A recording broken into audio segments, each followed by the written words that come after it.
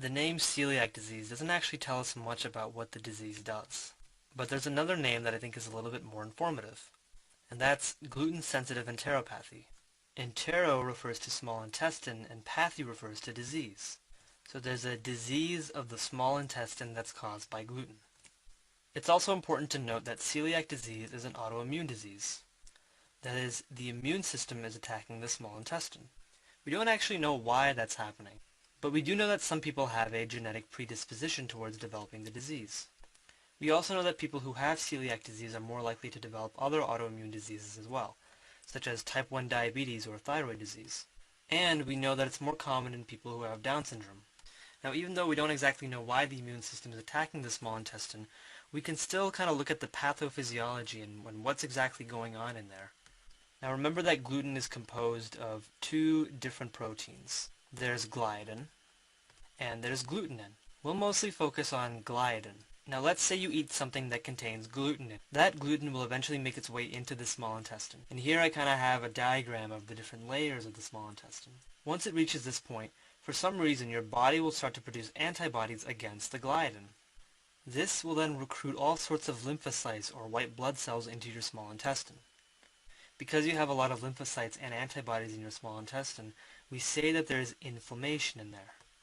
So it's almost as if there's like a war zone going on in your small intestine. And that war zone kind of causes damage to the wall of the small intestine. Now remember that the wall is responsible for absorbing food and water. So the process of absorption will be disrupted. For example, you can't really absorb much water anymore. That water will just end up in your stools in a condition simply known as diarrhea. Similarly, you can't absorb fats very well either. And that will manifest in your stools in a condition known as steatorrhea. And finally, you may be unable to absorb iron or vitamin B12. As a result, you may start to experience anemia. So these are some of the major symptoms associated with problems in absorption. But there's actually one more symptom that's not really associated with absorption. Let's say that here we have the body of someone who has celiac disease, and they've eaten something that contains gluten in it. All of a sudden, they may start to see these rashes and blisters forming on their abdomen and their arms. These rashes and these blisters are going to be extremely itchy. This is a condition known as dermatitis herpetiformis. It's not too common. It affects about 10% of people who have celiac disease. But it's one of the many symptoms that doctors may look for when diagnosing the disease. Now, speaking of diagnosis, I want to talk a little bit more about how some doctors can determine if someone has celiac disease. First, what they'll do is they'll determine if you have a high probability or low probability of developing the disease. They'll determine this by looking at your family history, because remember that people have a genetic predisposition towards developing it. If they see a lot of family members having the disease, then they may order what's called a biopsy. A biopsy is when we collect a small sample of the tissue that we're interested in. After you collect that sample, you then look at it under a microscope to see if it looks healthy or not. The way we collect this tissue is through a procedure called an upper endoscopy. They basically take this camera that looks like a tube called an endoscope, and they put it through your mouth, down your esophagus, through your stomach, and then eventually into your small intestine.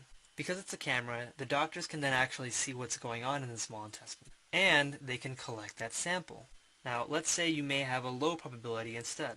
If, for example, you don't have a lot of family members who have celiac disease or even any other autoimmune disease, you may not want to subject the patient to this really invasive procedure. So first, what we'll do is a few blood tests. We're mostly going to be looking for different antibodies that are characteristic of celiac disease, because remember that this is an autoimmune disease. So there are 5 classes of antibodies called IgA, IgD, IgE, IgG, and IgM. We're mostly going to look for antibodies that fall in the IgA category. And there are 2 different types. There's anti-tissue transglutaminase, and there's anti-endomysial. If these blood tests turn out positive, that is, you have these antibodies in your system, then there's a chance that you may have celiac disease. So then the doctor may go on to continue with a biopsy just to confirm things.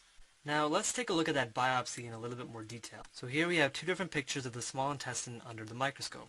On the right, we have a healthy small intestine, and on the left, we have the small intestine of someone who has celiac disease. First, I want to highlight what's good about the healthy one. You'll notice that it has these finger-like protrusions called villi. These guys are responsible for absorption in the small intestine. There are also these grooves between the villi known as crypts.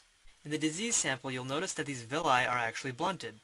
This is known as villus atrophy. In addition, those crypts are actually elongated, so they're becoming a little bit bigger. And that's because all sorts of cells are dividing there. So we call this crypt hyperplasia.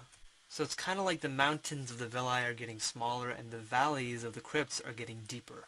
Now there's one more comparison picture that I want to show you as well. In this case, on the left we have someone who is healthy, and on the right we have someone who has celiac disease.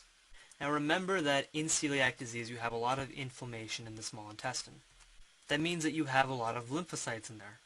So it would be a good idea to actually look for these lymphocytes.